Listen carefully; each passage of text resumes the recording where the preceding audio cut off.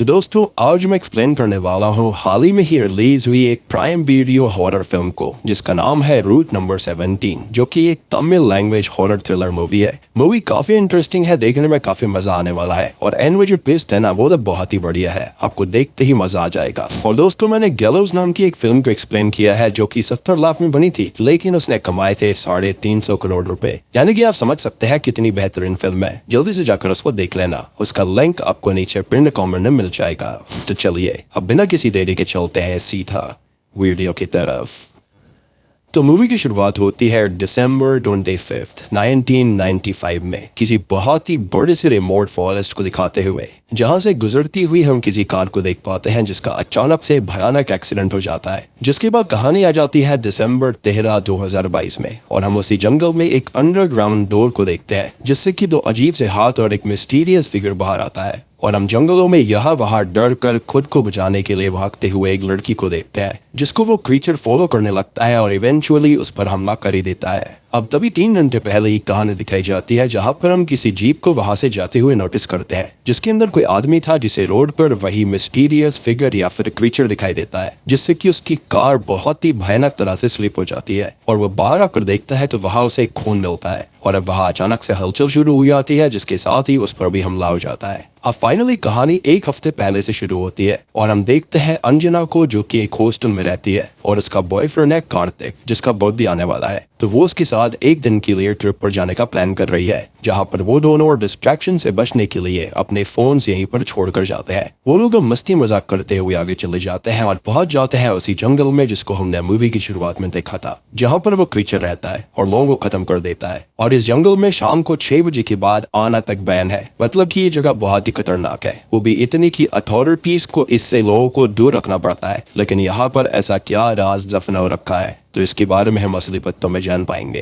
खैर वो लोग एक जगह आकर अपना कैंप लगाते हैं और थोड़ा बहुत रोमांस करते हैं, लेकिन वो क्रीचर उनके ही आसपास घूमने लगता है। इस पर वो लोग उतना ध्यान नहीं दे पाते और अपने में ही लगे रहते हैं। वो क्रीचर उनके ऊपर पूरे टाइम नजर रखता है और हाँ, अभी तक हम क्रीचर को क्लियरली देख नहीं पाए हैं। वो धीरे धीरे उनके नजदीक आने लगता है। जब वो लोग सो जाते हैं तो वो उनकी कार के जस्ट पास में आ जाता है और उसकी आहट को नोटिस कर कार्तिक जाग जाता है और उसकी शेडो देखकर काफी ज्यादा डर जाता है। उसने ऐसा कुछ कभी नहीं देखा था। अब अंजना भी जाग गई थी जो कि उसको समझाती है कि ये कोई वहम होगा या फिर कोई जानवर हो सकता है या फिर उसने कोई सपना देखा होगा, लेकिन वो नहीं मानता। तो वो कार के आसपास देखने लगते हैं और बाहर निकल जाते हैं और जो नहीं होना चाहिए था वही होता है। वो क्रीचर उन दोनों पर भी हमला कर देता है। अब शहर के अंदर हम अंजना के हॉस्टल की वार्डन को देखते हैं जो कि पुलिस स्टेशन आती है और रिपोर्ट दिखवाती है कि अंजना 2 दिनों से गायब है, जो कि अपने बॉयफ्रेंड के साथ ट्रिप पर गई थी। इस पर पुलिस ऑफिसर कहता है कि वो दोनों कहीं घूम रहे होंगे, आ जाएंगे और 2 दिन और वेट करना चाहिए। लेकिन वार्डन बताती है कि वो अपने बॉयफ्रेंड के साथ गई थी, मतलब दोनों ही मिसिंग है और उसका बॉयफ्रेंड असल में एक्स मिनिस्टर का बेटा है। जिसको सुनकर अब ऑफिसर काफी सीरियस हो जाता है और अपना काम शुरू कर देता है। यानी कि देख रहे हो, आम आदमी की कोई वैल्यू नहीं है। मिनिस्टर का नाम सुनते ही यहाँ पर पुलिस एकदम सतर्क हो गई। खैर वो दोनों के घर में चेक करता है और कार्तिक के घर से उसे उसका फोन मिल जाता है जिसे वो चेक करवाने भेज देता है। और मैं आपको फिर से याद दिलाना चाहूंगा कि ये दोनों अपने अपने फोनों को अपने घर पर ही रख कर आए थे।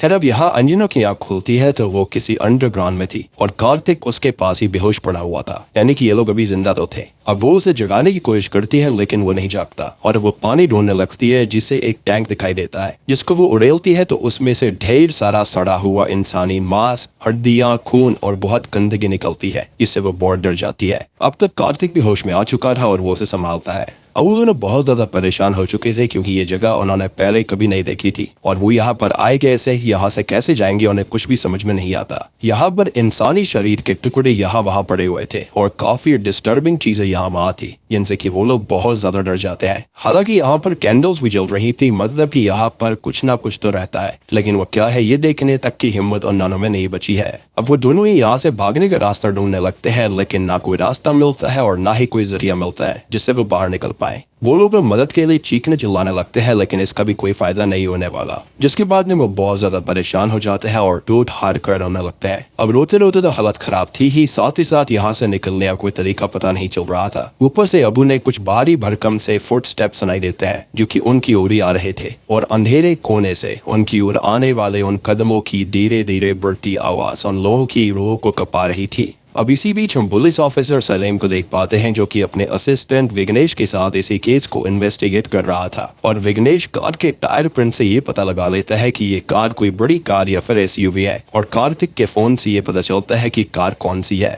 वो लोग अब आसपास के सीसीटीवी फुटेज को चेक करते हैं तो उन्हें कार के बारे में पता चल जाता है और आगे शॉप्स पर पूछताछ करने पर पेट्रोल पंप पर पूछने पर यह पता चलता है कि वो दोनों किस डायरेक्शन में गए हैं। लेकिन आगे आकर उन्हें दो रास्ते मिलते हैं, एक सीधा जाता था लेकिन दूसरा रास्ता जिसे बंद कर दिया गया था वो जंगलों की ओर जा रहा था और उस पर ही कार्तिक गया था। लेकिन अभी सलीम कुछ समझ नहीं पाता तो वहां से वो वापस लौट जाता है। अब तभी हम अंजना और कार्तिक को देखते हैं जिन्हें ऑन फुट स्टेप्स की आवाज आ रही थी और अंडरग्राउंड डोर ओपन होता है जिससे वो क्रीचर अंदर आता है जो कि असल में एक सनकी सा पागल सा साइको टाइप आदमी है जो कि उन दोनों पर अटैक करके कार्तिक को हर्ट कर देता है और अंजना को मोलेस्ट करने की कोशिश करता है जिससे वो दोनों बहुत ही ज्यादा टूट जाते हैं। खैर वो थोड़ी देर के बाद में बाहर चला जाता है जिसके चलते ये उसी दरवाजे को ओपन करके रोड साइड भागने लगते हैं। लेकिन ये खतरनाक आदमी इसी जंगल में रहता है और वो इस जंगल का ईविल है। ऑब्वियस ही बात है कि जंगल उसका घर है तो वो अपने घर से उन्हें आसानी से नहीं भागने देगा तो वो उन्हें पकड़कर वापस उसी अंडरग्राउंड में फेंक देता है जिससे कार्तिक के सर पर गहरी चोट लगती है और वो वही बेहोश हो जाता है। अब अंजना इससे बहुत परेशान हो जाती है, रोने लगती है, रहम की भीख मांगने लगती है, साथ ही साथ भूख प्यास से उसकी हालत और खराब हो रही थी। अब हम उस आदमी को देखते हैं जो कि बाहर आग के पास बैठा हुआ था और एक हल्के से फ्लैशबैक में हम किसी बच्चे को सेम ही स्पॉट पर देख पाते हैं जिसका नाम फ्रेडी था। अब यहाँ सलीम रात को थोड़ा सोचता है तो उसको एहसास होता है कि कार्तिक अंजना को डेट पर लेकर गया था। मतलब वो दोनों ऐसी जगह पर जाएंगे जहाँ पर कोई भी उन्हें डिस्टर्ब ना करे। मतलब कि वो लोग उसी बैंड जगह पर गए होंगे यानी कि जो रास्ता बंद था। अब अगले दिन वो अपने टीम के साथ उसी रास्ते पर जाता है और आगे जाने पर उन्हें वो बियर बॉटल मिल जाती है जो कि कार्तिक पी रहा था। मतलब वो लोग सही रास्ते पर थे और कार्तिक अंजना के साथ इसी रास्ते पर आया था।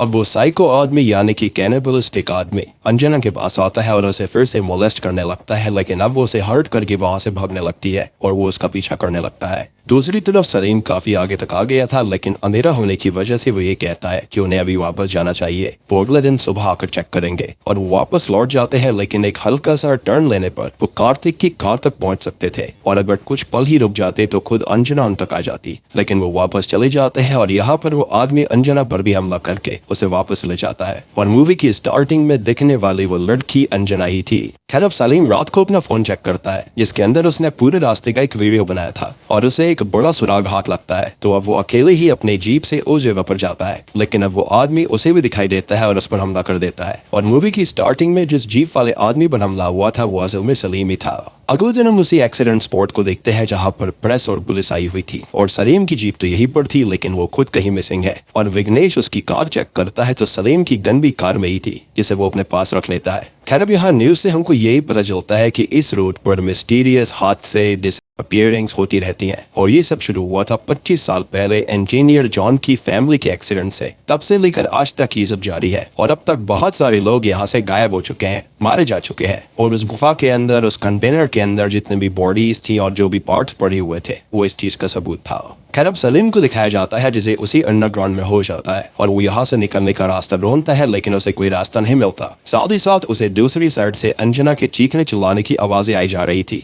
जिसके पास वही आदमी था जो कि उसका डर देखकर अजीब तरह से बिहेव करता है और एक साथ रोने भी लगता है और हंसने भी लगता है और ताली तक बजाने लगता है यानी कि वो अजीब सा व्यक्ति था। खैर अब दूसरी तरफ विघ्नेश इंजीनियर जॉन की केस फाइल चेक करता है उसके बाद ही सब कुछ शुरू हुआ था तो वहां से कुछ सुराग मिल सकते थे तो उसे किसी रिपोर्टर नटराजन के न्यूज आर्टिकल्स मिलते हैं जो कि जॉन एक्सीडेंट को एक मर्डर बता रहा था और उसने इसी न्यूज को कई बार कवर भी किया था। खैर वो नटराजन से मिलने जाता है जो कि ये बताता है कि ये जॉन का केस था वो कभी सीधा सीधा एक्सीडेंट था ही नहीं बल्कि असल में उसे ऐसे दिखाया गया था। इवन जब वो रिपोर्ट कर रहा था तो उसे भी धमकी दी गई थी, प्रेशर बनाया गया था और जॉब तक से उसे निकलवा दिया गया क्योंकि इस केस में कुछ बड़े नाम भी शामिल थे और उसने अपनी एक रिपोर्ट बनाई है जिसे विघ्नेश पढ़ ले। अब विघ्नेश वो रिपोर्ट पढ़ता है और दोस्तों अब यहाँ पर खुलते हैं इस मूवी के कुछ असली पत्ते। तो मिनिस्टर गुरुमूर्ति जिसे अंडरवर्ल्ड डॉन का पूरा सपोर्ट था वो उसके और अपने 4 साथियों के साथ मिलकर सभी गैर कानूनी काले धंधे किया करते थे। उसने एक जंगल को चूज किया था जहां से उसका प्लान मिलियंस ऑफ डॉलर्स की सैंडलवुड यानी कि चंदन की लकड़ी को काट कर बेचने का था। लेकिन वहां से एक रूट पास हो जाता है, रूट नंबर 17 और उसका काम कर रहा था इंजीनियर जॉन।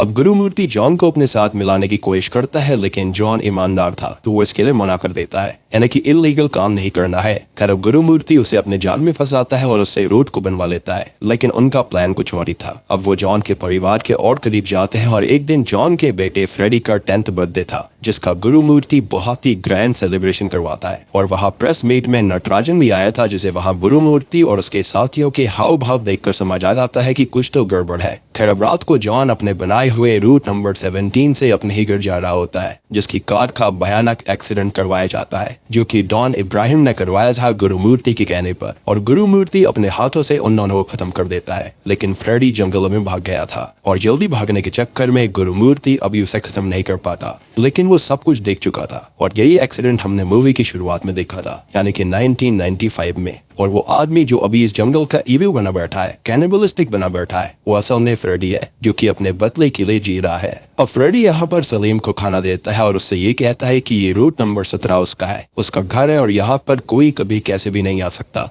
यहाँ पर वही आएगा जिसे वो लाना चाहता है और सालों से वो यहाँ पर रह रहा है। उसे मारने के लिए एक पूरी फौज थी, वही दूसरी ओर जंगल के खूंखार जानवर, और उसने दोनों से खुद को बचाया और यहाँ पर रहने लगा। और अब वो आधा इंसान आधा जानवर बन चुका है, कैनिबलिस्टिक बन चुका है, और वो शिकार करता है अपने बदले के लिए। और अब आखिरी शिकार बाकी है, जो कि वो जल्दी ही खत्म कर लेगा। यानी कि यहाँ पर वो रैंडमली ऐसे ही किसी को नहीं मारता था, यानी कि वो खाली उनको मार रहा था जिससे उसको बदला लेना है। अब फ्रेडी के जाने के बाद में सलीम उस खाने की प्लेट को फोल्ड करके उससे मिट्टी को घीसने लगता है, ताकि दूसरी साइड मतलब अंजना वाली साइड वो जा पाए। यहाँ विघ्नेश पूरे केस को रीड करता है और अपने ऑफिसर से बात करता है, लेकिन कोई भी उसकी बात नहीं सुनता। वो एक चीज और नोटिस करता है कि रूट नंबर 17 पर 7 लोग अभी तक मारे गए हैं और उनमें से 4 तो वही गुरुमूर्ति के साथी हैं, और वो सब अपने बर्थडे के दिन ही वहाँ पर उस रूट पर पहुंचे हैं और बड़ी बेरहमी से मारे जाते हैं। वो नटराजन से बात करता है तो वो बताता है कि उन लोगों को वहां तक भेजा जाता है ताकि वो अपना फेट पा सके, मतलब नटराजन भी इन सब में शामिल है। वो फ्रेडी को जानता है और वहां पर मरने वाले की कोई निशानी तक कभी किसी को नहीं मिलती, लेकिन हमने वो निशानियां देख रखी है। उस कंटेनर के अंदर कोई और नहीं बल्कि गुरुमूर्ति के ही आदमी थे, और यहाँ पर गुरुमूर्ति अभी भी बचा हुआ है, क्योंकि देश से बाहर शिफ्ट हो चुका है। मतलब कि वो तो बच जाएगा, लेकिन उसके पापों की सजा किसी और को नहीं बल्कि उसके बेटे को मिलेगी, जो कि कोई और नहीं बल्कि कार्तिक है, यानी कि अंजना का बॉयफ्रेंड। जी हाँ, और उसका बर्थडे अगले ही दिन है। खैर अब विघ्नेश वहां पर सर्च करने के ऑर्डर्स लेने जाता है, लेकिन उसे इस केस पर ध्यान न देने के लिए बोला जाता है, तो अब वो अकेला ही वहां चला जाता है। अब उधर अंजना कार्तिक का नोटिस करती है, जिसके सर में जब चोट लगी थी वो तभी मर गया था और उसके सर पर कीड़े पड़ चुके थे और वो बेचारा पहले ही मारा जा चुका है और अब सड़ने लगा है, जिसको देखकर वो बहुत ज्यादा डर जाती है, टूट जाती है। अब वो यहाँ वहाँ भागने के चक्कर में फ्रेडी के सामान तक भी पहुंच जाती है, जो कि उसके पेरेंट्स और बचपन की यादें थी। अब तक सलीम भी उसकी साइड आ जाता है और वो दोनों भागे उससे पहले ही फ्रेडी उन पर हमला कर देता है। अब सलीम उसे लड़ने लगता है और अंजना को बाहर निकाल देता है, जो कि बाहर आकर विघ्नेश को मिल जाती है। अब यहाँ सलीम फ्रेडी को धक्का देकर ऊपर आने लगता है और आते आते वहां पर पड़ा हुआ फ्यूल गिरा देता है, जिससे वहां पर जलती हुई कैंडल से आग लग जाती है और ऊपर से सलीम डोर बंद कर देता है। इसके साथ फ्रेडी खत्म हो जाता है और अब ये तीनों यहाँ से चले जाते हैं। अब 1 साल बाद गुरुमूर्ति कार्तिक के आखिरी राइट्स करने उसी जगह पर आता है और फूट कर रोने लगता है, क्योंकि उसके पापू की सजा उसके बेटे को मिली। लेकिन तभी आधा जला हुआ फ्रेडी उस पर हमला करके उसे बड़ी बेरहमी से खत्म कर देता है, यानी कि वो खत्म नहीं हुआ था बल्कि वो वहां से भाग गया था। ऑब्वियस सी बात है, इतने सालों से वो जंगल में रह रहा है, उसको सारे के सारे सीक्रेट रास्ते पता थे। जिसके बाद में फ्रेडी बहुत ही ज्यादा मुस्कुराने लगता है, जिसका मतलब ये है कि रूट नंबर 17 का ईविल अभी भी जिंदा है, जो कि अब पहले से ज्यादा खतरनाक है। उसको अब सबसे नफरत हो चुकी है और अब यहाँ पर जो कोई भी आएगा वो माना जाएगा। और